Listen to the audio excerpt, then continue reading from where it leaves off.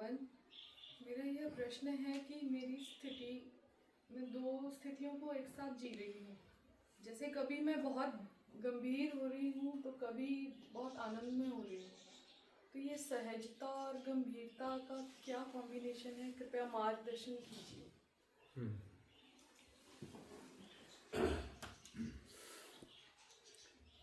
साधना जब गहरी जाती है तो बहुत सारी भाव दशाओं का उद्वेलन होता है। भाव दशा घटती है, बढ़ती है।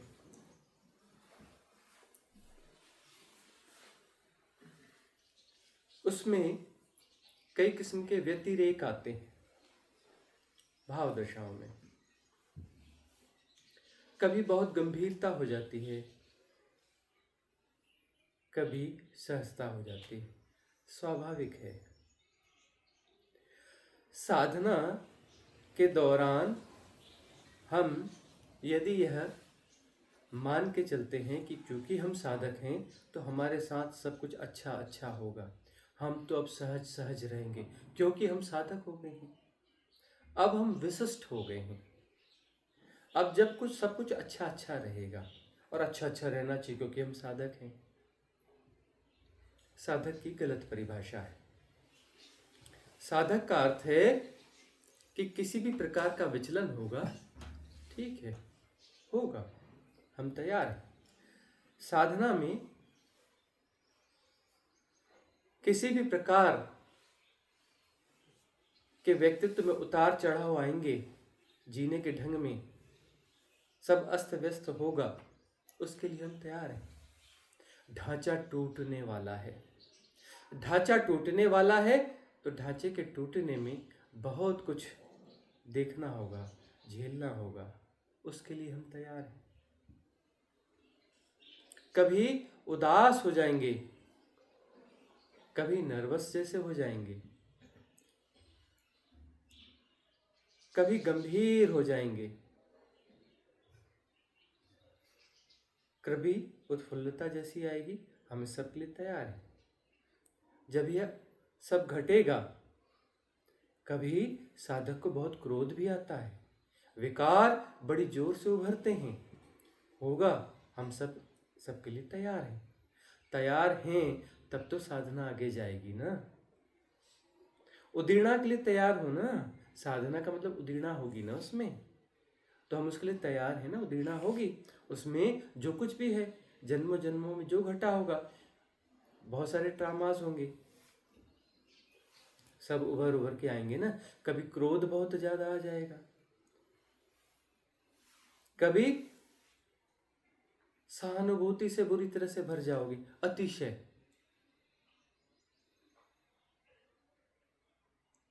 कभी कोई विकार, कभी कोई विकार, हम उसके लिए तैयार हैं क्योंकि हम साधक हैं तो हम समता में ही रहेंगे। अरे साधक का मतलब समता को पुष्ट करेंगे। समता तो धीरे धीरे पुष्ट होगी ना, जब तक पुष्ट ना होगी तब तक तो प्रभावित करती रहेगी ना। उसके लिए हम तैयार हैं, राजी हैं।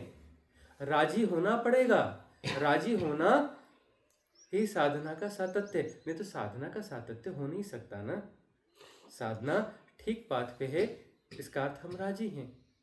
उतार चढ़ाव आएंगे ना, बगैर उतार चढ़ाव के साधना हो जाएगी। हम तो साधक हो गए हैं, अब तो उच्च लोक के देवताओं का आशीर्वाद हमारे साथ है, हम में तो कुछ गड़बड़ी होने वाली नहीं है।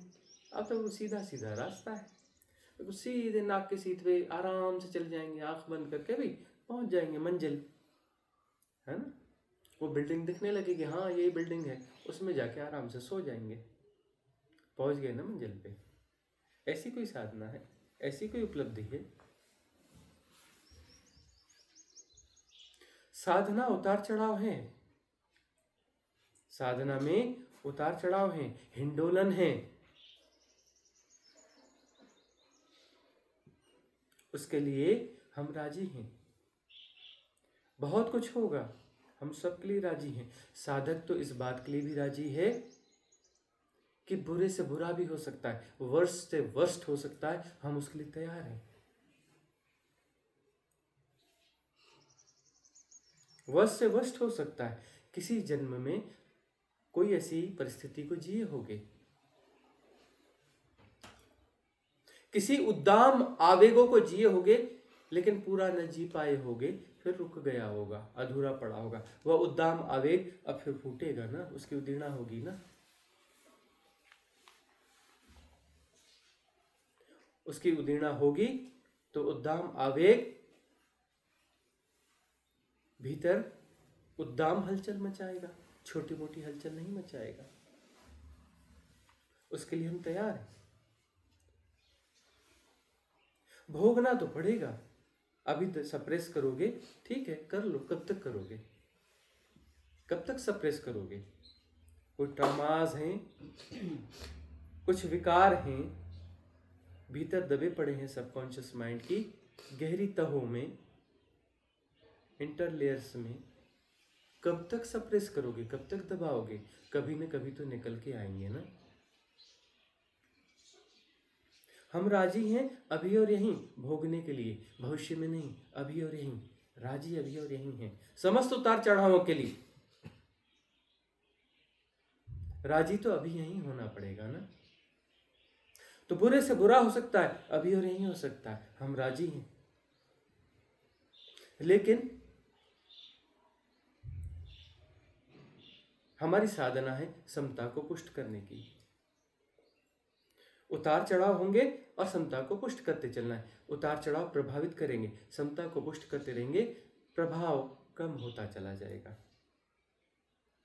उदीर्णा होती चली जाएगी, प्रभावित कम करती जाएगी। उदीर्णा बढ़ती जाएगी, प्रभाव कम पड़ता जाएगा। लेकिन विचलन बढ़ रहा है, विचलन बढ़ेगा।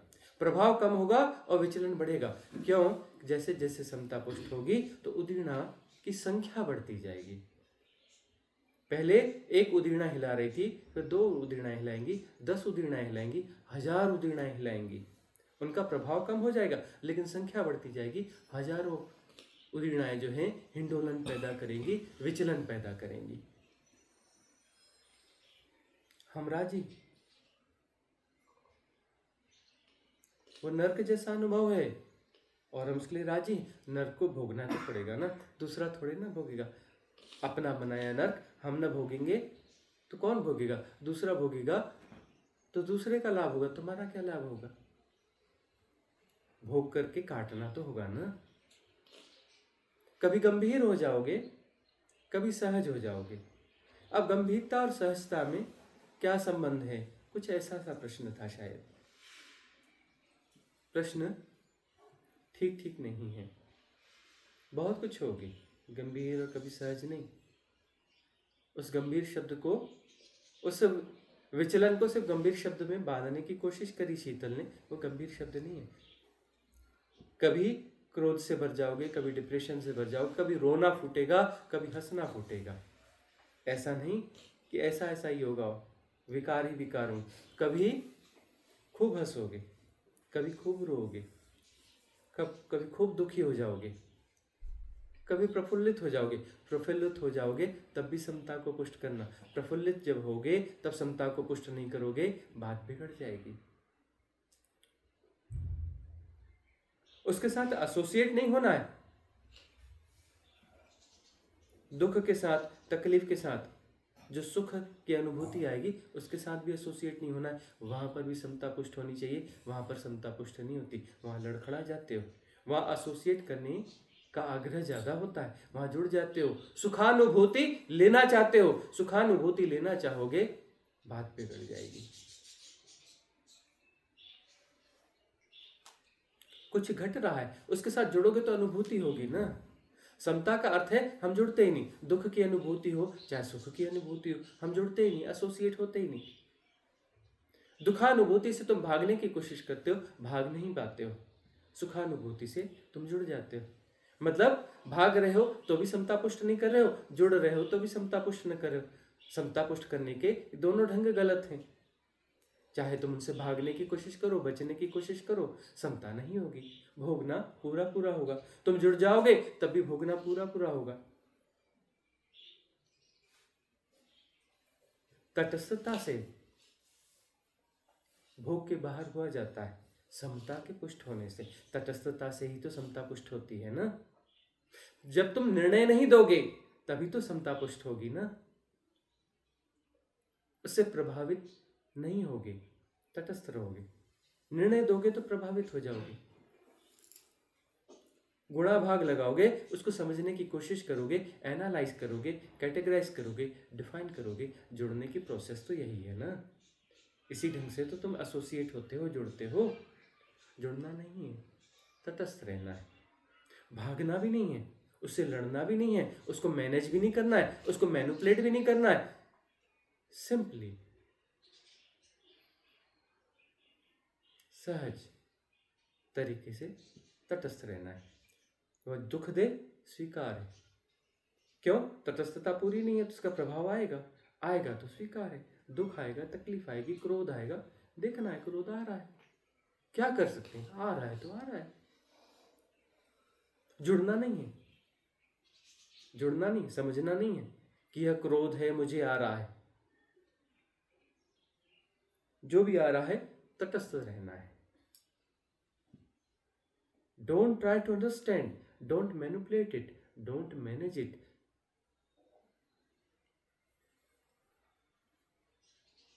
effortless knowing of all kind of happenings। सारी हैपनिंग्स हो रही हैं, एक साथ हो रही हैं। एम्फेसिस नहीं करना। चुन लिया तो गड़बड़ हो जाती। चुन लेते हो, बहुत कुछ उधेड़ा हो रही, उसमें से किसी एक को चुन लोगे। नहीं नहीं, इसको तो मैनेज करना जरूरी है, नहीं इसको तो कुछ ऐसा करना जरूरी। चुन लेते हो। चुनना नहीं है। चुनोगे तो निर्णय हुआ ना। चुनने का निर्णय हुआ ना। चुनने में एफर्ट आया ना, चुनने में तुम आ गए ना। करने पे तुम पैदा हो जाते हो ना, करने से कर्ता पैदा होता है। करोगे ही नहीं तो करना कर्ता पैदा कहाँ से होगा? करने से कर्ता पैदा होता है। याद रखना, डूअर जो है एक्टिविटी, एक्सरसाइज का परिणाम है। तुम कुछ करोगे ही नहीं तो डूअर पैदा नहीं होगा, कर्ता पैदा ही नहीं होगा। तब तटस्थता घटेगी। करोगे तो जुड़ जाओगे, एसोसिएट हो जाओगे। एसोसिएट हो गए तो पूरा विशियस साइकिल चलेगा। कर्म को भोगोगे, क्रियमाण कर्म को भोगोगे, और उस भोग में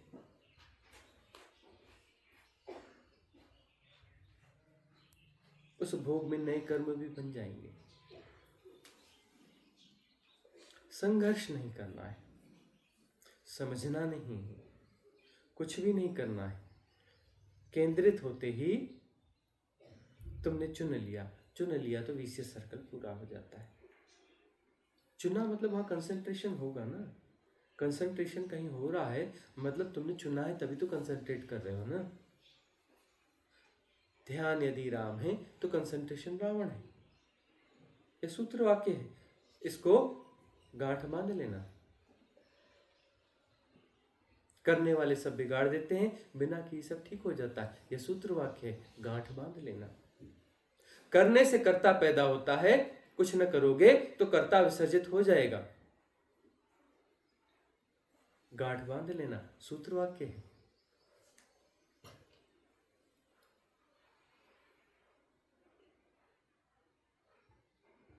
डोंट एनालाइज। कभी हम ऐसे हो जाते हैं, कभी हम ऐसे हो जाते हैं। क्यों एनालाइज करते हो? स्वीकार करो ना। स्वीकार से बात बनेगी ना। भीतर भीतर चाह है कि ट्रांजिट फेज ना हो, तपश्चर्या ना हो, विचलन ना हो, तकलीफ ना हो, बगैर तकलीफ के साथ ना हो जाए। गुरुजी आशीर्वाद दे दो ना, बगैर तकलीफ के सब हो जाए।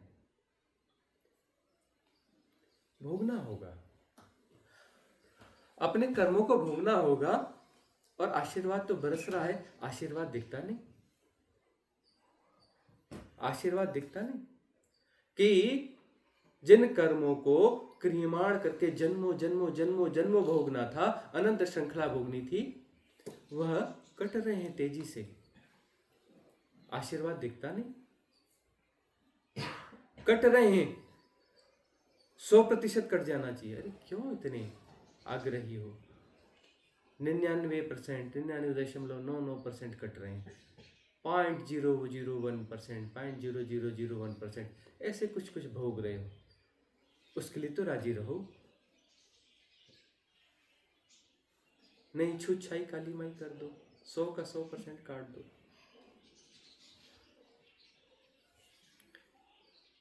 अंशतः तो भोगना ही होता है, पूरी तरह से नहीं कटेगा, किसी अंशों में भोगना पड़ेगा। इतना आशीर्वाद तुम्हें दिखता नहीं है? कहते नहीं गुरु जी बराबर आशीर्वाद नहीं देते। इतना बड़ा आशीर्वाद नहीं दिखता कि जो जन्मों जन्मों की यात्रा है, अनंत श्रृंखला है, वह विड्रा होने की तरफ बढ़ रही है।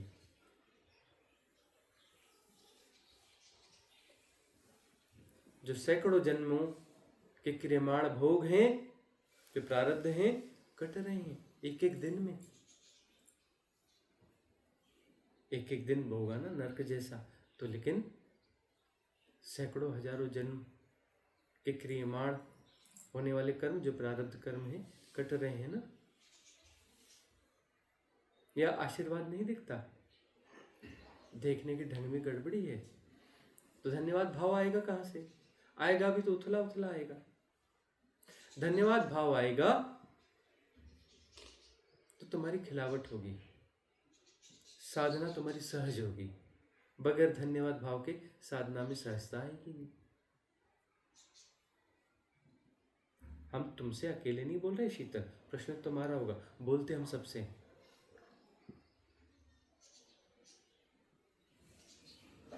धन्यवाद भाव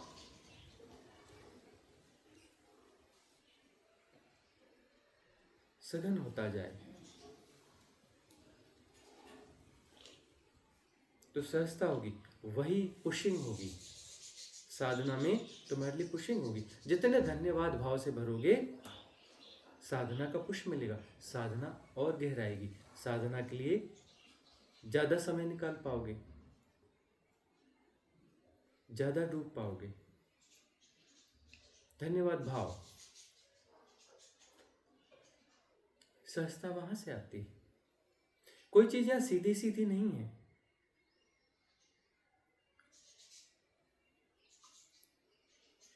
स्वीकार्यता, उस स्वीकार्यता से साधना गहराएगी, उसकी स्वीकार्यता, उससे फिर धन्यवाद भाव आएगा।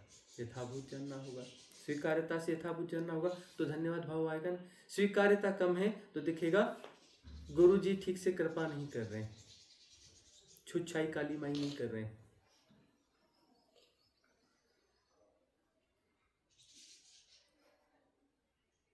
बड़ी कृपा है, तुम्हारा ट्रांजिट फेज बढ़ रहा है, ट्रांजिट फेज को बहुत ज्यादा भोग रहे हो, ज्यादा ग्रेटिट्यूड होना चाहिए।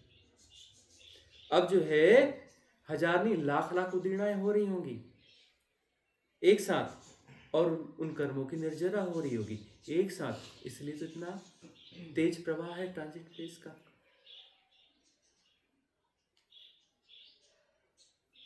इतने तेज प्रवाह को तुम झेल पा रहे हो, उसके लिए धन्यवाद भाव से नहीं भरते कि लाखों लाखों कर्म कट रहे हैं। थोड़ा भोग तो होगा, विचलन होगा, स्वीकार करो, राजी रहो। राजी रहोगे, धन्यवाद भाव से भरोगे, धन्यवाद भाव से भरोगे, समता और पुष्ट होगी, और पुष्ट होगी, उदीर्णा और तेज होगी, और विचलन बढ़ेगा, तुम घबराओगे नहीं, तुम राजी रहोगे, तुम्हारा राजीपन बढ़ेगा, धन्यवाद भाव भी बढ़ेगा, साधना और पुष्ट होगी, समता और पुष्ट होगी। कर्म कटेंगे, कर्मों को काटना ही पड़ेगा ना।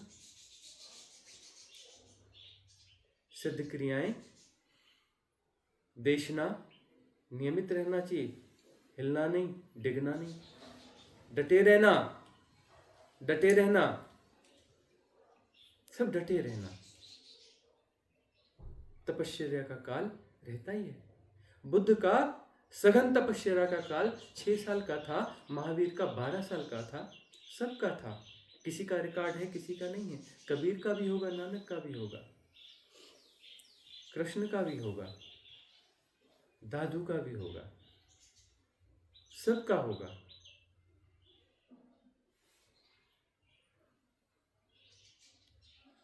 रामकृष्ण परमहंस का भी होगा, ओशो का भी होगा। देखा नहीं, ओशो की 19-20 साल की फोटोज जाके देखो ना, 19 और 20 साल के थे, फोटो जाके देखो ना, ऐसा लगता है कोई 55 साल का, 60 साल का, 55 साल का आदमी होगा। कैसे चिंता की रेखाएं, कैसा गंभीर डिप्रेशन, सूख के कांटा, देखा है। खिलावट तो 21 साल के बाद आई ना, जब एनलाइटनमेंट घटा, उसके बाद खिलावट आई ना। बचपन की खिलावट थी, वह थी, बीच का ट्रांजिट फेज था ना, खतरनाक वाला। ट्रांजिट फेज तो था ही था, खतरनाक वाला भी था, 2-2.5 साल का। और जन्म से ट्रांजिट फेज था ही, जबकि सिर्फ थोड़ी सी साधना बची थी पिछले जन्म की ना। 21 दिन का जो संकल्प था, 7 दिन की बची थी। और पट्ट शिष्य ने आकर छुरा भोग दिया था, हत्या कर दी थी। घड़ी वड़ी सब मिला करके, मुहूर्त मिला करके, कि कब किस समय हत्या करनी, पूरे सिस्टम से हत्या करी थी।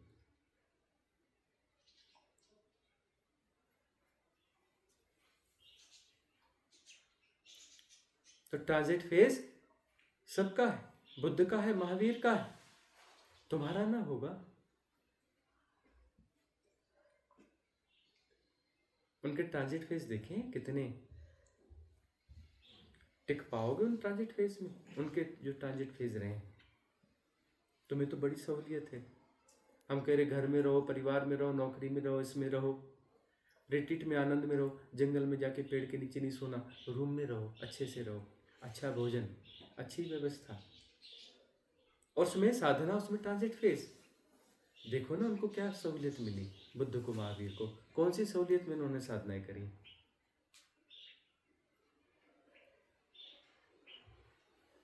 धन्यवाद भाव से भरो, समझ सकोगे तो धन्यवाद भाव से भरोगे। उनके दांव तो देखो, कैसे दांव लगाए। तुम यह देख सकते हो तो यह देखो कि तुम्हारे दांव में कमी कहां पर है। सब कुछ इतना अच्छा अनुकूल माहौल मिलता है, तो यहां पर तुम साधना में कितने क्या रहते हो। क्या तुम अपना चलना फिरना साधना में कर पा रहे हो? यहाँ पर कोई सेवा दे रहे हो, अपनी सेवा को साधना में तरीके से कर पा रहे हो? वो सेवा भी तुम्हारा उन्नयन का कारण बनेगी, साधना बनेगी।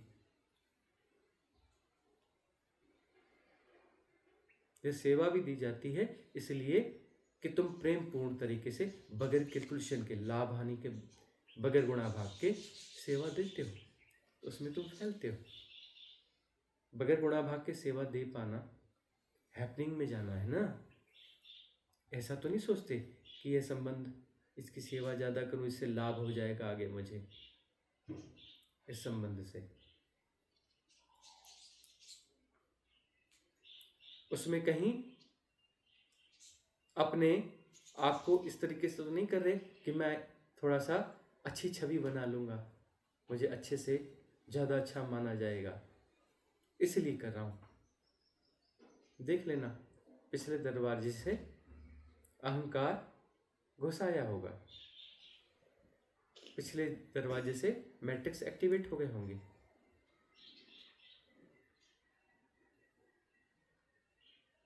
अनुकूल परिस्थितियां हैं साधना के लिए, साधना की आदर्श परिस्थितियां हैं यहाँ पर, जहां पर हो।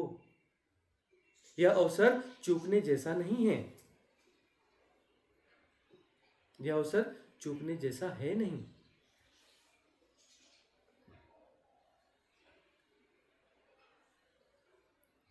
ट्रांजिट फेज आता है, आएगा, उसके लिए धन्यवाद होना चाहिए। वहां विचलित नहीं होना, विचलन है, तुम विचलित मत होना, मतलब विचलन के साथ एसोसिएट नहीं होना। विचलन तो रहेगा ही, अप एंड डाउन तो रहेंगे, अप एंड डाउन ही तो साधना है। अप अप अप अप ऐसी कोई साधना नहीं होती, सीधे ऊपर ऊपर ऊपर ऊपर ऐसी कोई भी साधना नहीं होती।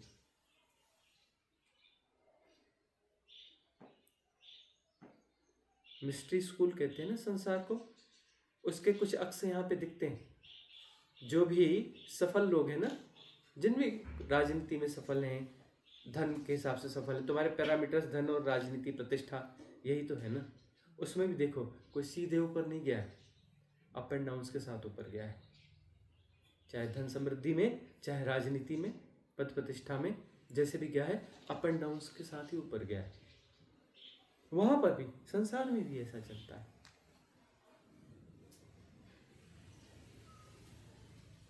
तो साधना में अप एंड डाउन्स ना हो, जो मूलभूत बात है, अरे मूलभूत में तो ज्यादा होगा ना, यहाँ तो अप एंड डाउन्स होगा ही ना। उठोगे गिरोगे ना। कोई साधक गिरा है कोई बात नहीं, वहां पश्चाताप करता रहे, रोता रहे, मूर्खता होगी ना। अरे गिरा है तो गिरा है, कोई बात नहीं, उठ के खड़ा हो जाए, झाड़ पोंछ के अपने आप को ठीक कर ले, फिर से चलना चालू करे। एक लेसन और आ गया ना कि गिरा था, यहां से फिसला था, इस कारण से गिरा था, दिखेगा ना, सम्यक दर्शन होगा ना। अब चलने के लिए एक टूल बढ़ गया ना कि ऐसे ऐसे करने से फिसलते हैं, ऐसे नहीं करना, ऐसे चलना है। यदि आग्रही रहोगे कि फिसलना होगा ही नहीं, तो बड़े दुख में, संताप में, पश्चाताप में, विशेष सर्कल में, मैट्रिक्स में उलझोगे, साधना को पोस्टपोन कर दोगे। आदर्श स्थितियों की अपेक्षा करते क्यों? हम तो वर्स्ट से वर्स्ट के लिए राजी होते हैं। आदर्श स्थितियों की अपेक्षा करोगे, साधना नहीं हो पाएगी। साधना के लिए किसी विशिष्ट आदर्श स्थिति की तलाश करोगे, वह भविष्य में होगी। वर्तमान में साधना हो नहीं सकती, क्योंकि आदर्श स्थिति है नहीं। यही आदर्श स्थिति है। हियर एंड नाउ जो कुछ घट रहा है, यह तुम्हारे लिए आदर्श स्थिति है। अस्तित्व ने यह तुम्हें दिया है, तुम्हें गिफ्ट दी है, क्योंकि लेसन तुम्हारा यहीं पे हो सकता था, इसी परिस्थिति में हो सकता था, इसीलिए परिस्थिति तुम्हें गिफ्ट की गई है। यह गिफ्टेड है। इस गिफ्ट के लिए धन्यवाद से भरो। जो भी परिस्थिति है उसके लिए तुम धन्यवाद से भरो, क्योंकि यह परिस्थिति ही तुम्हें लेसन देगी। इस परिस्थिति से ही मुक्ति के द्वार खुलेंगे। अस्तित्व ने हियर एंड नाउ तुम्हें जो भी दिया है, वह ग्रेस है, वह प्रसाद है, वह आशीर्वाद है। इसी में ही तुम्हारी खिलावट होगी। स्वीकार तो करो। कोई संबंध है, दुखदाई है, पीड़ादायक है, जरूरी है ना। पीड़ादायक नहीं होता तो संबंधों के मोह में न फंस जाते तुम। उन संबंधों की चाह को न जी रहे होते भीतर। संबंध मिल गया, संबंधों का नर्क मिल गया, तो अगले संबंधों की चाह न पैदा होगी ना। सुनी नहीं कविता हमारी जो हाइकोज वाली है? संबंध तुमको हमसे, हमको तुमसे, क्या है? नहीं, संबंध में क्या है? कविता है ना, अंत में है तुमको हमसे, हमको तुमसे मिली मुक्ति। अंत में बिछो बिछो तुमको हमसे, हमको तुमसे मिली मुक्ति। संबंध, उसका भी कुछ लाइनें हैं, अभी ख्याल नहीं आ रही।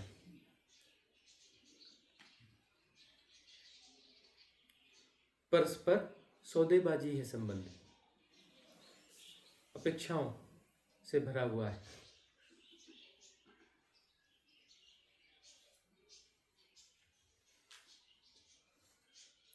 संबंध तुम्हें कुछ सिखाने के लिए है ना। संबंध का अर्थ है कि तुम वहां से कुछ मांग रखते हो, कुछ चाहते हो।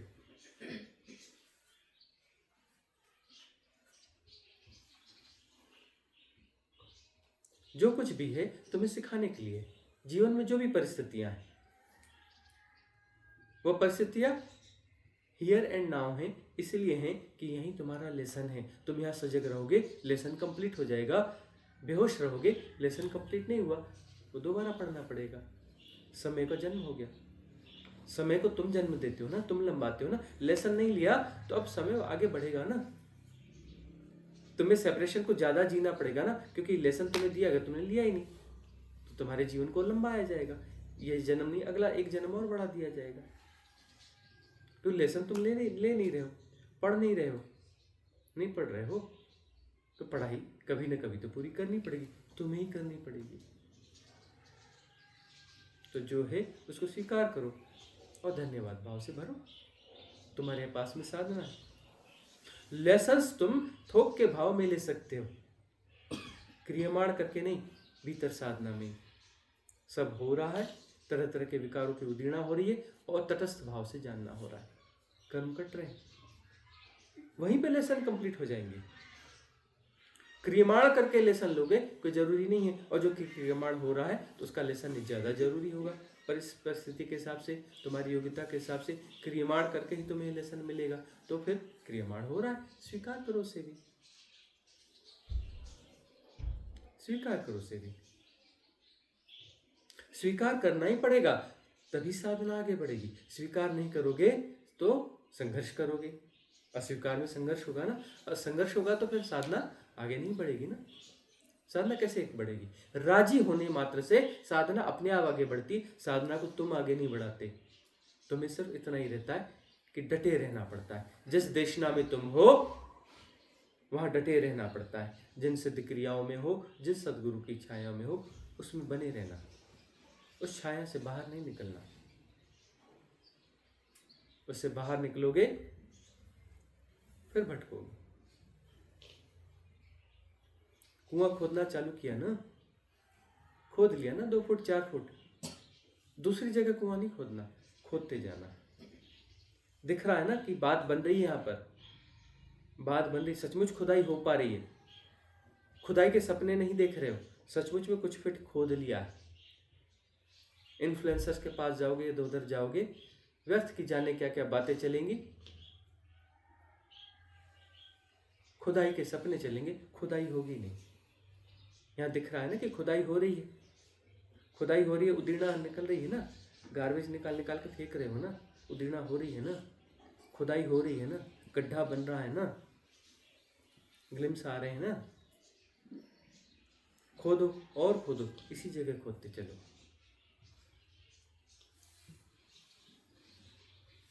जल स्रोत मिल जाएगा। दिख रहा है ना कि खुदाई प्रॉपर हो रही है, गार्बेज तेजी से फेंका जा रहा है, तेजी से, धीमे धीमे नहीं।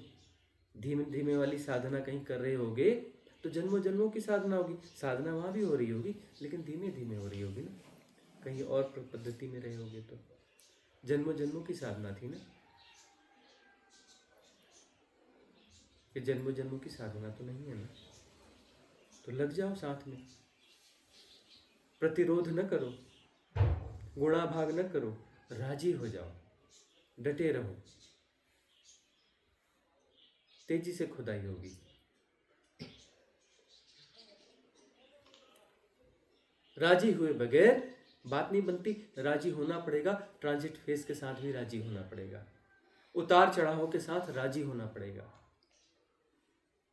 और उतार चढ़ाव आएंगे ही, किसी आदर्शवाद के चक्कर में मत पड़ना, आदर्शवाद के चक्कर में पड़ोगे साधना नहीं होती। आदर्शवाद, सारे आदर्श भविष्य में, हियर एंड नाउ है, साधना हियर एंड नाउ है, साधना हियर एंड नाउ है, सारे आदर्श भविष्य में है, भविष्य सत्य नहीं है, झूठ है, उसमें साधना नहीं होती। अगला प्रश्न किसका है? प्रणाम गुरुजी। गुरुजी, एक साधक जैसे जैसे साधना में आगे बढ़ता है उसकी चेतना भी आगे वाले शरीरों में प्रवेश करती है। तो जैसे आपने बताया कि कई साधक ऐसे हैं कि जिनको आत्मज्ञान नहीं हुआ है, लेकिन वो कहीं ना कहीं ये बोल रहे हैं कि हमें आत्मज्ञान हो गया और उस अवस्था को अनुभव कर पा रहे हैं, ऐसा वो बोल रहे हैं। तो गुरुजी, एक साधक ऐसे मैट्रिक्स से कैसे बचे जो अपनी साधना में आगे जा रहे हैं? साधना में यह मैट्रिक्स होता है, सदगुरु की छाया में, उनके प्रभाव में, उनके सत्संग में काफी साधना का विकास हो जाता है। विकास हो जाता है, परिपूर्णता नहीं होगी आई होती, विकास हो जाता है। तो उस विकास में भ्रांति होती कि हम पहुंच गए, बात पूरी हो गई। तब हम सदगुरुओं के निर्देश को भी बाईपास करते हैं। नहीं नहीं, हम हो गए, गुरुजी जबरदस्ती बोल रहे हैं कि नहीं हुआ हमारा, और साधना करो। है ना? ऐसी भ्रांति पैदा होती है। 7-8 लोगों के हमारे पास मैसेजेस हैं, ज़्यादा है, 7-8 से भी ज़्यादा, शायद 10 के लगभग हो गए, कि वो एनलाइटेंड हो चुके हैं।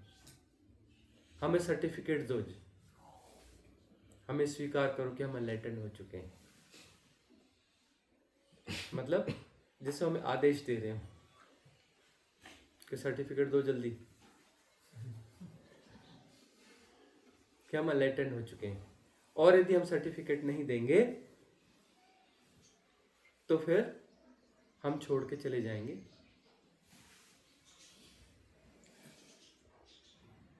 हम कह रहे हैं जाओ, हम सर्टिफिकेट देंगे तो दुनिया में हमारे गुण गाएंगे, ये हमारे गुरुजी हैं और इनके हम जो है एनलाइटेंड हो गए, है ना। वो आगे अपना काम चालू करेंगे, एनलाइटनमेंट होने के बाद में गुरु की भूमिका में आगे काम करेंगे और बताएंगे देखो ये हमारे गुरुजी तुम्हारे दादा गुरुजी हो गए। हम कोई इसके खिलाफ नहीं है, हम कोई इसके खिलाफ नहीं है, ये समझ लेना चाहिए। उनको लगता है हम इसके खिलाफ हैं। अरे सचमुच में एनलाइटनमेंट घटेगा तो घट जाएगा, घट जाएगा तो पीठ पे थपथपाहट हमारी अपने आप महसूस करोगे, हमारी थपथपाहट बराबर महसूस करोगे और तुमसे बंटने लगेगा। तुम बांटने के लिए उद्विग्न नहीं होगे, तुमसे बंटने लगेगा। तुम्हें हमारा स्नेह, हमारी आशीष महसूस होगी, हमारी प्रेरणा महसूस होगी और तुमसे बंटने लगेगा। हम झूठा आश्वासन कैसे दे दें, झूठी बात कैसे कह दें कि हाँ तुम उपलब्ध हो गए, कैसे कह दें। प्रयोग किया था हमने कि कुछ कमी रह गई है, घोषणा कर दी 1-2 लोगों की कि हाँ यह एनलाइटेंड है। हमने देखा क्या होता है कि क्या वहां पर जंप घटती है। अवसर था कि यदि कुछ कमी रह गई है तो जंप घट जाएगी, घट जाएगी, घटती है, जनक की घटी है, घट सकती है। हमने 1-2 लोगों के लिए घोषणा करी कि हो गया इनका, शायद जंप घट जाए, लेकिन मैट्रिक्स घट गया, जंप नहीं घटी।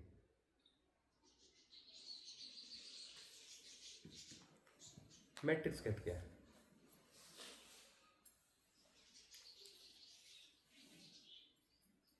वहां पर कोई राजनीति प्रवेश कर गई, राजनीति स्वभाव है सेपरेशन का, राजनीति में आ गई, गुणाभाग में आ गए।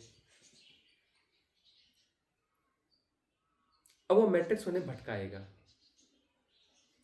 बुरा भटकना होता है यार, क्योंकि सांसारिक मैट्रिक्स जो भटकाते हैं उनसे पार होना उतना मुश्किल नहीं है। साधनात्मक मैट्रिक्स यदि भटकाते हैं उनसे पार होना थोड़ा मुश्किल है। उसका आग्रह बहुत खतरनाक होता है, वो आग्रह जैसा महसूस नहीं होता। साधना की जो अनुभूतियां होती हैं या फिर साधना के जो मैट्रिक्स होते हैं उनका आग्रह जो है आग्रह जैसा प्रतीत नहीं होता, होता आग्रह है। वो फसावट होती है, फसावट जैसी कम महसूस होती है, नहीं महसूस हो पाती। हमारी कौन सी दुश्मनी है जो कोई एनलाइटन हो गया हम बोलेंगे नहीं हुआ है। अरे हम सबसे ज्यादा प्रसन्न तो हम ही होंगे। जब कोई एनलाइटन होगा साधक तो सबसे ज्यादा प्रसन्नता किसको होगी? हमें ही होगी ना।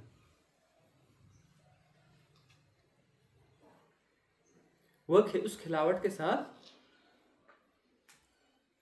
हमारी खिलावट में भी एक आयाम आगे का देख पाओगे।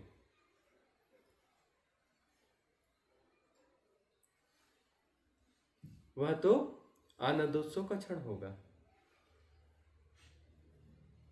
उस सेलिब्रेशन को हम बर्थडे को इतना अच्छा सेलिब्रेट करते हैं तो किसी के एनलाइटनमेंट को हम सेलिब्रेट ना करेंगे? किसी का बर्थडे होता है तो उसको हम कितना अच्छा सेलिब्रेट करते हैं, बर्थडे को, जबकि इल्यूजनरी है। कोई जन्म नहीं होता, कोई मृत्यु नहीं होती, लेकिन तब भी हम व्यवहारिक सत्य के लिए उस बहाने को हम सेलिब्रेट कर लेते हैं। तो कोई एनलाइटन होगा साधक हमारा, उसको हम सेलिब्रेट ना करेंगे? अरे मेगा सेलिब्रेशन होगा, वह तो आनंदोत्सव होगा। कुछ लोगों को लगता है गुरुजी जो है डिक्लेयर करने से आगा पीछा कर रहे हैं। हम क्यों आगा पीछा करेंगे? अरे कोई नया कोई बुद्ध होगा, उसकी डिलीवरी उसके ढंग से आएगी ना, आएगी, और वह कहीं ना कहीं कल्याणकारी होगी। तो कल्याण बढ़ेगा तो उससे बड़ी और क्या बात होगी?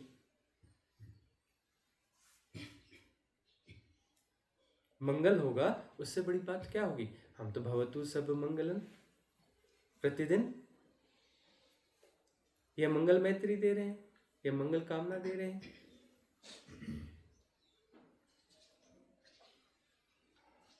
तो मंगल बढ़ेगा तो ये तो अच्छी बात है ना, उसमें हमारा सहभाग ना होगा?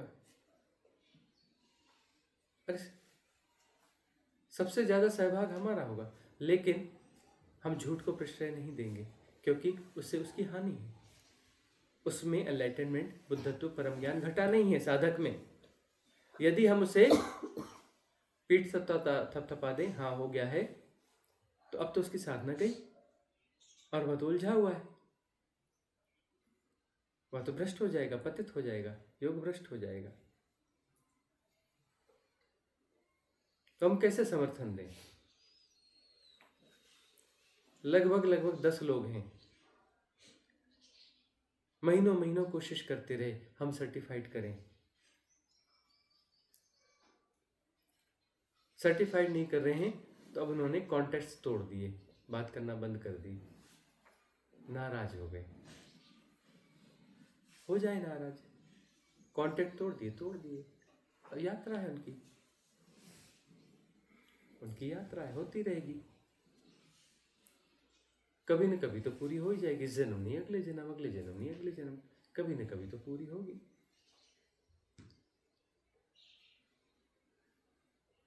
हमारे आशीर्वाद उनके साथ भी है, लेकिन चुनाव उनका है ना। आशीर्वाद दिया जा सकता है,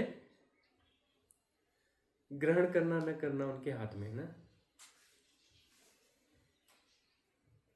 अपनी प्रोटेक्शन लेयर भी तो बना सकते हो कि पॉजिटिव चीजें नहीं आनी चाहिए, निगेटिव चीजों के लिए प्रोटेक्शन लेयर होती है, ऐसा जरूरी थोड़ी। पॉजिटिव चीजों के लिए प्रोटेक्शन लेयर होती है।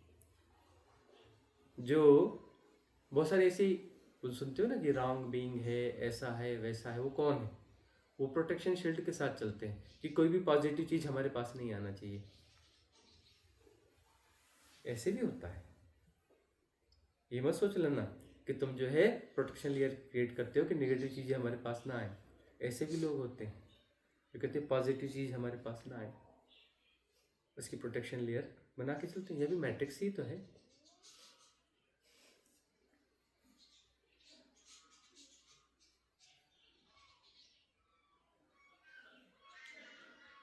ऐसा होता है तो थोड़ा सजग रहना। श्रद्धा यदि पूरी रहती है ना, रेजोनेंस प्रॉपर रहता है ना, तो तुम सदगुरु के द्वारा स्वीकृत होने की प्रतीक्षा करोगे, हड़बड़ी नहीं करोगे। उसकी स्वीकृति जब आएगी कि हाँ हो गया है, तुम उसकी प्रतीक्षा करोगे, हड़बड़ी नहीं करोगे। हड़बड़ी करता कौन है? इस प्रकार की हड़बड़ी कि मुझे घोषणा करो, मेरा तो हो गया, एनलाइटनमेंट हो गया, जल्दी करो, जल्दी करो, घोषणा करो मेरी। और मेरा एनलाइटनमेंट ऐसा वैसा नहीं है, विशिष्ट है, श्रेष्ठ है, महान है बाकी लोगों से, जल्दी घोषणा करो। ऐसा आग्रह करेगा कौन? कर सकता है कोई? जिससे आत्मज्ञान घटा हो, कर सकता है। डीप मैट्रिक्स होते हैं। इसलिए श्रद्धा सबसे टेढ़ा मामला है ना। रेजोनेंस बनी रहे, डटे रहो, टिके रहो, तो श्रद्धा घटती है। श्रद्धा बना नहीं सकते तुम, यह भी तो बात है। श्रद्धा घटती है। साधना में लगे रहोगे, देशना को सुनते रहोगे, विचलन को, अप एंड डाउन को, संदेह बार बार आते हैं सदगुरुओं पर, सभी सदगुरुओं पर। यह कोई नई बात नहीं है। कोई सदगुरु ऐसा नहीं हुआ कि उस पर संदेह ना आया हो, और कोई शिष्य ऐसा नहीं हुआ जिसको अपने सदगुरु पे संदेह ना आया हो। ऐसा एक भी शिष्य नहीं हुआ। कम ज्यादा हो सकता है, संदेह बीच बीच में आता है। ब्रह्मास्त्र मन का कि किसी प्रकार से देशना से हटा दो, मामला खत्म। मन कहता है समस्या हट गई, हम तो अजर अमर हो गए। अब इस खतरनाक आदमी से पिंड छूटा, नहीं तो मार डालता है। तो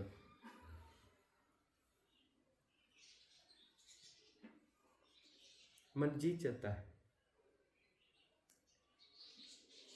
डिगा देता है, संदेह पैदा करता है, करेगा बार बार। बहुत सारे छोटे मोटे कारण, कुछ नहीं तो गुरु की देशना से नहीं तो गुरु की दिनचर्या में ढूंढ लो।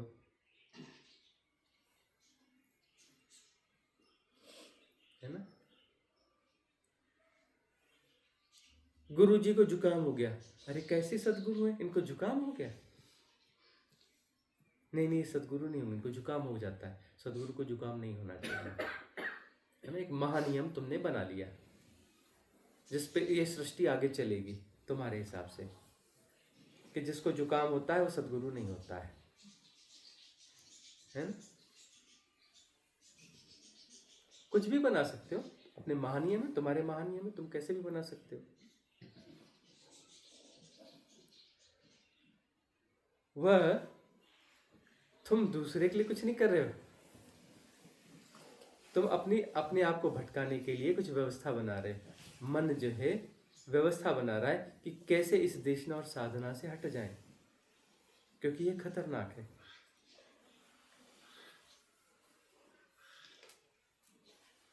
ये खतरनाक, कोई छोड़ सकता था। अरे रामकृष्ण परमहंस, इनको कैंसर हुआ है, मवाद निकलता है इनसे, इनके जख्मों से ढेर ढेर मवाद निकलता है। इसे दबा दबा के कटोरी भर भर के मवाद निकालना पड़ता है। महर्षि रमण, ऐसे ऐसे घाव बन रहे हैं, कितना मवाद निकलता है, कैसी स्मेल आती है इनके घावों से, और लगातार रोज डॉक्टर काम करते हैं। बोलोगे नहीं ये बुद्ध पुरुष नहीं है, इतने खतरनाक जख्म इनके, इतना मवाद, समझते हो ना, जख्म से मवाद निकलता है, क्या बोलते हैं उसको, पस बोलते, पस निकलता है, इतना पस निकलता है, इतना मवाद निकलता है, इतना कुछ है, इतना इनको दर्द होता है, इतनी तकलीफ होती, ये सदगुरु नहीं होंगे। बोल सकते हो ना, ये सदगुरु है। ओशो ठीक से चल भी नहीं सकते, धीरे धीरे चलते हैं, क्योंकि ज्यादा तेज अब चल नहीं सकते। इनके रोज डॉक्टर इलाज करता है दांतों का, दांतों की इतनी भयंकर समस्या है। एवरीडे, साल में 365 दिन ट्रीटमेंट चलता है। अलग अलग हीलर आके उनकी चिकित्सा करते हैं, अलग अलग डॉक्टर्स आके इलाज करते हैं। दिन में 2-3 सेशन डॉक्टरों के ही हैं। एवरीडे डॉक्टर्स आ रहे हैं, एक डॉक्टर उनके साथ में ही रहता है 24 घंटे। सदगुरु नहीं होंगे। डायबिटीज इतनी भयंकर ओशो को, और जाने कितनी बीमारियां, एक डॉक्टर उनको साथ में रहता है। सदगुरु न होंगे मतलब तुम शरीर और दिनचर्या से तय करोगे, तुम अथॉरिटी हो ना। अरे तुम कुछ और नहीं कर रहे हो, तुम जो है उस देशना से हटने के बहाने ढूंढ रहे हो, खतरनाक देशना। अब जो है ओशो महान हो गए, क्योंकि अब शरीर में नहीं ना, अब संदेह नहीं उठता ना, दूर हो गए ना। साथ में रहते ना, सब संदेह से घिरे पड़े थे, बड़ी भीड़ रहती थी उनके साथ, सब संदेह से भरे हुए। देशना को छोड़ भी नहीं सकते और संदेह से भी भरे हुए हैं। और बहुत सारे लोग देशना को छोड़ के चले भी गए। 10 लाख से ज़्यादा लोग ओशो के देशना में आने के बाद उनको छोड़ के चले गए। 10 लाख से ज़्यादा लोग, 10 लाख से ज़्यादा लोग। मिलते हैं जगह जगह, अब बातें करते हैं, अरे ऐसा हुआ था वैसा हुआ था, थोड़ी थोड़ी पॉजिटिव बातें करते हैं। अभी जाते नहीं देशना में, गहराई से नहीं जाते, बातें करते हैं। हाँ? कोई एक मिला था, बोले मैं कॉलेज में पढ़ता था, मैंने अप्लाई कर दिया, मेरा तो हो गया था। हम गए थे बस्तर में, हम वहाँ पे उनके साथ रहे थे। कुछ स्टूडेंट्स ही थे और कुछ यंगर्स थे, उनके साथ रहे थे। उसके बाद साधना नहीं, उसके बाद तुमने छोड़ दिया। उनका कुछ ऐसा था वैसा था, यह था, छोड़ दिया था। चूक गए। बुद्ध को कितने लोग चूक गए बुद्ध के साथ रहते हुए भी।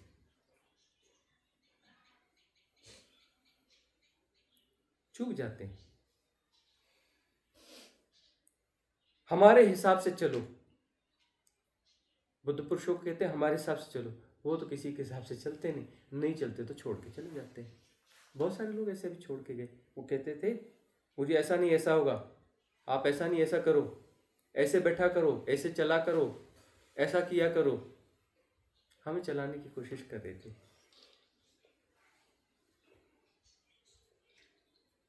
विदा हो गए, दूर हो गए, क्योंकि उनकी किसी चीज की पूर्ति तो होने वाली है नहीं, किसी चीज की पूर्ति नहीं होने वाली।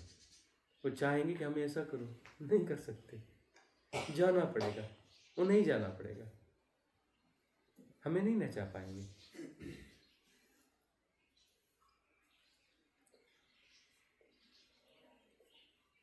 ओशो को नचाने की कितनी कोशिश हुई, उन्होंने हर कीमत चुकाई। देखा जाएगा जो होगा। चला गया अमेरिका का ओरेगॉन का वह नगर रजनीशपुरम, चले जाने दो, चुका दी कीमत। डिगेंगे नहीं, जैसा है वैसा है, छोड़ के चलेंगे बहुत साधक, जाने दो, उनका अपना हिसाब किताब है। डिगेंगे नहीं, कोई भी कीमत रह जाए। कुछ बिगड़ता तो उनका क्या बिगड़ना है, बिगड़ना किसका, साधक का बिगड़ना है, जो छोड़ के जा रहे हैं उनका बिगड़ना है। और अन्य साधकों को भी हानि होगी, उसका महापाप किसके सिर जाएगा, उन साधकों के सिर जाएगा, वो महापाप के भागी होंगे। उन्होंने कोई चीज बिगाड़ी, कुछ साधकों ने बिगाड़ के गए, तो बिगाड़ गए तो अच्छे साधकों के लिए भी व्यवस्थाएं डगमगा गई, उनके अवसर भी चूक गए, महापाप उनके सिर गया ना। फिर जो है फिल्म बनाते फिरेंगे कि नहीं मैं ऐसी नहीं थी, नहीं मैं वैसी नहीं थी। वो क्या OTT प्लेटफॉर्म पे आएगा, वाइल्ड वाइल्ड कुछ कुछ, कि मैंने ऐसा नहीं किया, मैंने वैसा नहीं किया। वो गुरुजी थोड़े गड़बड़ थे, मैंने उनको सुधारने की कोशिश करी थी। महापाप के भागी, करते रहो पश्चाताप, करते रहो, महापाप कटेगा थोड़े ना। छोटा मोटा पाप है, महापाप है, एक ही महापाप होता है। जन्मों जन्मों भोगना पड़ेगा, शीला माई ऐसे थोड़ी ना होता है, जन्मों जन्मों भोगना पड़ेगा, महापाप है। देवदत्त जन्मों जन्मों भोगना पड़ेगा।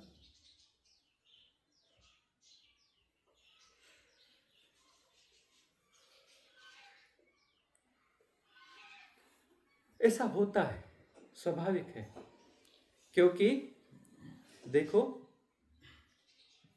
सदगुरु के आसपास जो माहौल बनता है, जो ऑरा बनती है, तो वहां पर मन खेल खेलता है, ऐसा तो मेरे पास भी होना चाहिए, मन का खेल होता है। अरे गुणा भाग में क्यों पढ़ो, अपनी साधना में लगो। अस्तित्व तुम्हें निमित्त बनाएगा तो बनाएगा, वह चीज तुम्हारे आसपास घटेगी, और जिन सदगुरु के आसपास घटती है उनको उसका आकर्षण नहीं होता, तुम्हें आकर्षण है। आकर्षण मतलब मन का खेल है, सदगुरु को आकर्षण नहीं है, क्योंकि वो है ही नहीं, सीट खाली है, कह का आकर्षण। जो वहां पर बैठे थे उनका कोई आकर्षण नहीं है, क्योंकि वहां है ही नहीं, वो सीट खाली है, तो कैसा आकर्षण? आकर्षण के लिए कोई होना चाहिए ना, आकर्षित होने वाला।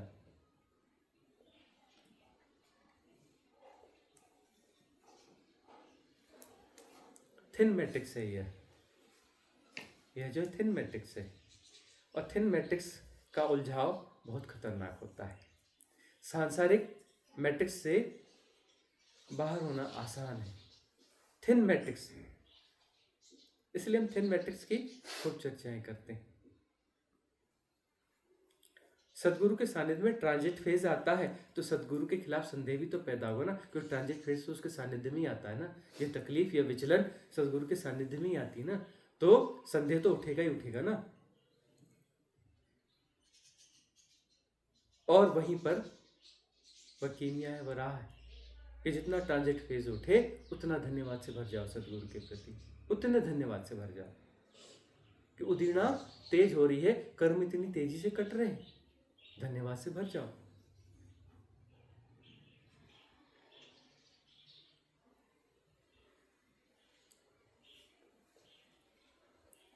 तुम्हारे हाथ में है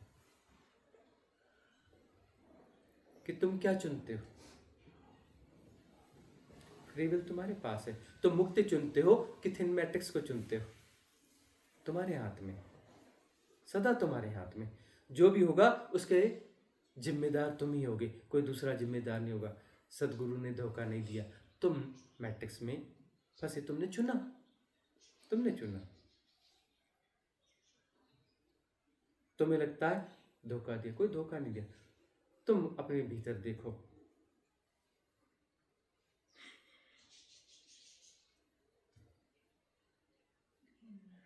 ओशो ने किसी को धोखा वोखा नहीं दिया है। फिजूल की बात है, गलत बात है, 100 में 100%।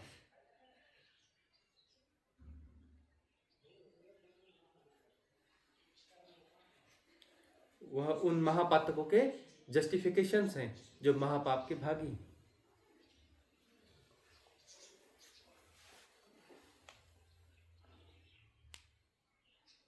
अगला प्रश्न किसका है? प्रणाम स्वामी जी। साधक का गुरु से मिलना इतना कठिन क्यों होता है? और प्लीज मुझे ये बताइए कि गुरु शिष्य को चुनता है कि शिष्य गुरु को चुनता है? साधकों का गुरु से मिलना मुश्किल क्यों होता है? उसके कारण है ना। और गुरु से मिलना बहुत कठिन तो नहीं होता, सदगुरु से मिलना बहुत कठिन होता है। सदगुरु के पास जाने के लिए सीधे नहीं जा सकते, पहले बहुत सारे गुरुओं के पास जाना पड़ता है, बहुत सारे गुरुओं के पास भटकना पड़ता है, और उन गुरुओं के पास तुम्हारा विकास होता है, पात्रता बनती है, ताकि तुम सदगुरु को फेस कर पाओ। जलती हुई आग है सदगुरु,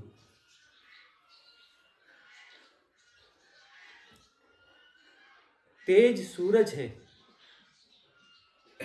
आंखें उस आभा को झेल नहीं पाती, पात्रता विकसित करनी पड़ती। तो सदगुरुओं का काम होता है, वो अपनी भूमिका निभा रहे हैं। गुरु कोई गलत नहीं होते, गुरु अपनी भूमिका निभा रहे होते, वो तैयार कर रहे होते हैं, वह फिल्टर है। भीड़ उनके पास जाती है, फिल्टर करके वो निकालते हैं। हीरो की खदान में जाके देखना, एमपी में पन्ना जिला है, वहां पर हीरो की खदान है, देखना। वहां पर ऑक्शन में जमीनें मिलती है, खुदाई होती है, खुदाई होकर उन्हें झाड़ा जाता है। बड़ी मुश्किल से झाड़ते झाड़ते झाड़ते झाड़ते कभी कोई एक हीरा निकलता है, उनका काम है।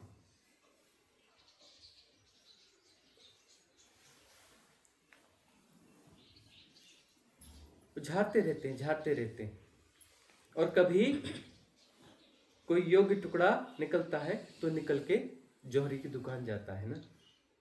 वही तो जौहरी की दुकान जाएगा ना, पत्थर थोड़े ना जौहरी की दुकान जाएंगे। तो गुरुओं की अपनी भूमिका हो जाती है, झाड़ना है, यहाँ हीरा है, वहां से निकल जाएगा, जौहरी के पास पहुंच जाएगा। वो पूरी खदान नहीं जाने वाली।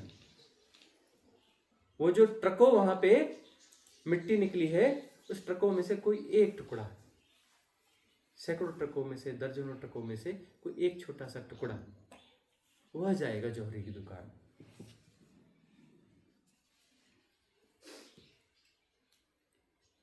यदि पिछले जन्मों के पुण्य हैं तो गुरुओं के सानिध्य में जाओगे और वहां से पात्रता विकसित करके सदगुरु की शरण में आओगे। भटक भटक कर ही आओगे, और भटक भटक के ही आना चाहिए सदगुरु के पास। सीधे सीधे आ गए तो पता नहीं डाइजेस्ट कर पाओ कि ना कर पाओ। भटक भटक के आते तो भी डाइजेस्ट नहीं कर पाते, तो सीधे आ जाएंगे तो थोड़ी मुश्किल होगी। कुछ लोगों के महापुण्य होते हैं जो सीधे आ जाते हैं, बहुत कम होते हैं ऐसे जिनके महापुण्य होते हैं। लेकिन तब भी यह बात होती है, टिक पाएंगे या नहीं टिक पाएंगे। गुरुओं के पास टिक पाना थोड़ा आसान है। प्राइमरी मिडिल की शिक्षाओं जैसी देशना होती है, शिक्षाओं जैसी देशना होती है, वहाँ टिकना थोड़ा आसान होता है। देखना, गुरुओं के वचनों को सुनना पढ़ना ऐसे लगता है कोई शिक्षा है, अच्छी शिक्षा दी जा रही है, अच्छे वचन बोले जा रहे हैं, शिक्षा है। वह देशना शिक्षा जैसी होती है, देशना जैसी कम होती है। देखना, है ना, थोड़े अच्छे अच्छे से वचन होते हैं जो तुम्हें थोड़ा सा व्यवस्थित करते हैं, छलांग के लिए प्रेरित नहीं कर पाते। अच्छे अच्छे से वचन होते हैं, शिक्षा जैसी देशना होती है। और सदगुरु के पास शिक्षा नहीं होती, सदगुरु शिक्षा नहीं देते। रिसर्च, पीएचडी, ढूंढो अपने भीतर, खोजो, आंतरिक रूप से खोजो, आधा अधूरा नहीं, आर या पार, दांव लगाओ पूरा। जलती हुई भट्टी उसमें डाल देंगे, जलती हुई भट्टी में डाल देंगे, तुम्हें लगेगा निर्मर्म है। और सोना जब तक जलती हुई भट्टी में न जाए, उस भयंकर ताप से न गुजरे, कुंदन नहीं बनेगा, कुंदन नहीं बनेगा।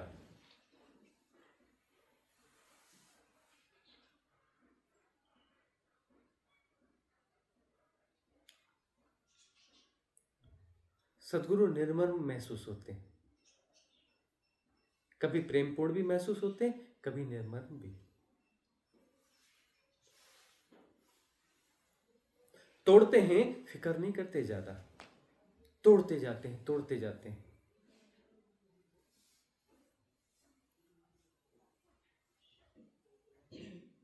टिकना है तुम्हें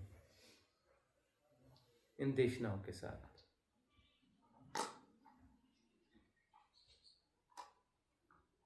गुरुओं के पास तो तुम पहुंच जाते हो, गुरुओं के पास तो तुम पहुंच जाते हो। पिछले जन्मों की कुछ साधनाएं गुरुओं के पास तुम्हें भेज दिया जाता है, जाते हो।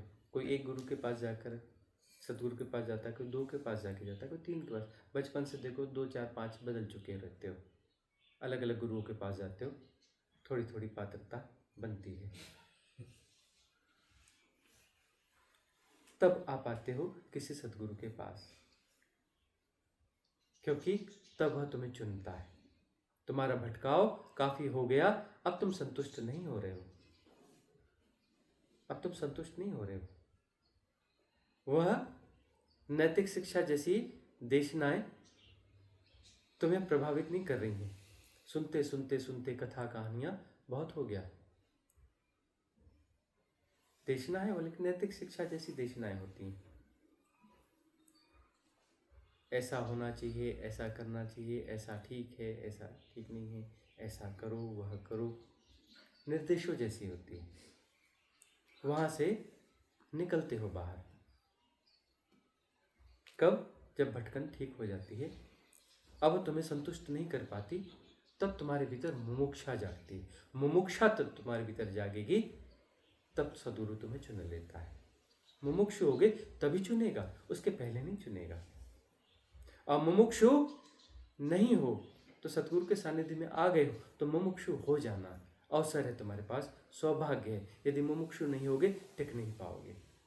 सदगुरु के सानिध्य में मुमुक्षु हुए बगैर टिका नहीं जा सकता। सदगुरु के पास अगला जन्म नहीं है, वह तुम्हें अवसर नहीं देता अगले जन्म का, तुम्हें अवसर देगा ही नहीं अगले जन्म का।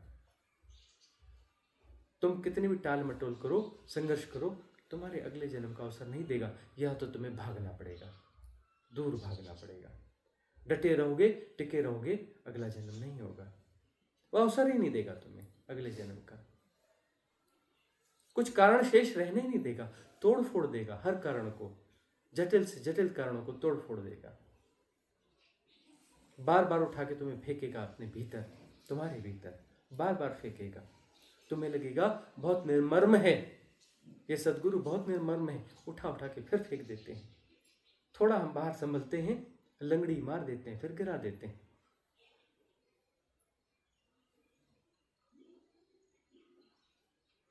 निर्मर्म महसूस होगा सदगुरु।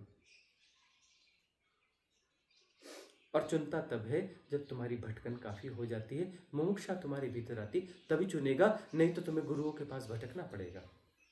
हाँ, गुरुओं के नाम सदगुरु हो सकते हैं, रखने पड़ते हैं, जरूरी है। वो गलत कर रहे हैं ऐसा हम नहीं कह रहे, वो करेंगे तब तो वहां जाएंगे ना, भीड़ तब तो वहां जाएगी, तभी तो वहां माइनिंग होगी ना। वहां माइनिंग का काम चल रहा है ना,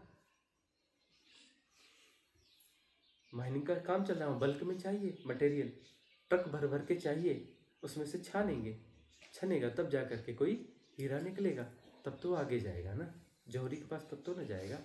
माइनिंग का काम उनके पास है, तो उनको माइनिंग के लिए सब तरह के बोर्ड लगाने पड़ेंगे उनको।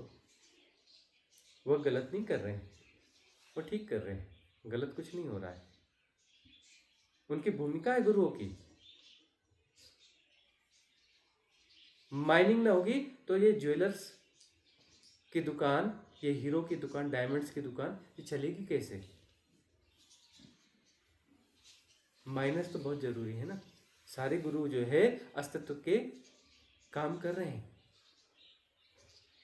गलत नहीं है, वो सही है, बराबर काम कर रहे हैं। उनकी भूमिका है, अस्तित्व ने उन्हें भी चुना है उस भूमिका के लिए, चुना है। धन्यवाद उनके प्रति भी होना चाहिए, याद रखना। उनके संग साथ में न रहे होते तो ये देशनाएं हजम करने की तुम्हारी ताकत, वह डाइजेशन सिस्टम बनता कहाँ से? धन्यवाद उनके प्रति होना चाहिए। तुम ऊपर कॉलेज और पीएचडी में जाते हो तो प्राइमरी स्कूल और मिडिल स्कूल के टीचरों के प्रति घृणा से भरते हो क्या? नहीं ना, धन्यवाद तो उनको भी देते ही हो ना। शुरुआती स्टेप्स में उन्होंने सहारा दिया, धन्यवाद तो देते हो ना। धन्यवाद देना चाहिए, नहीं देना चाहिए? देना चाहिए, होना चाहिए धन्यवाद का भाव। बहुत स्कूली शिक्षा है, सब संसार में काम आती है, बहुत मूल्य नहीं है उसका। तुम्हें आध्यात्मिक शिखर में जाने के लिए प्राइमरी बेस दिया, तो धन्यवाद का भाव तो होना चाहिए ना उनके प्रति। ठीक है, अब उन देशनाओं को तुम नहीं सुनोगे।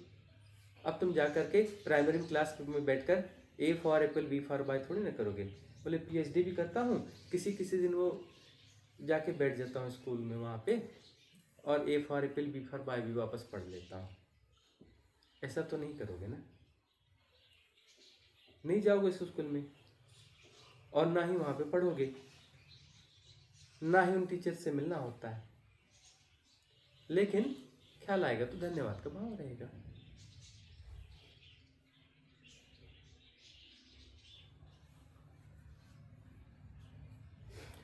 तो सदगुरु तुम्हें चुनते हैं, गुरु नहीं चुनते। गुरु के पास तुम्हें भेजा जाता है, गुरु के पास तुम्हें भेजा जाता है। बेचते बेचते बेचते, भटकते भटकते तुम्हारी वो पात्रता बनती है। क्योंकि जब जन्म होता है यहाँ पर, तो माया तुम्हें फिर से पूरा पूरा घेरती है। पिछले जन्मों के पुण्यों के उदय होने में समय लगता है। उन पुण्यों के उदय होने के लिए गुरुओं की जरूरत पड़ती है। इन गुरुओं की जरूरत पड़ती है उन पुण्यों के उदय होने की भूमिका के लिए। और जब पुण्य का उदय हो जाएगा, अपने आप तुम सदगुरु के पास आ जाओगे।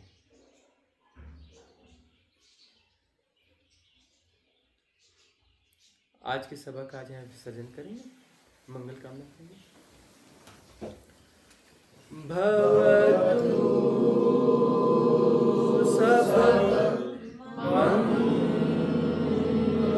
मंगलम, भवतु सब मंगलम, भवतु सब मंगलम।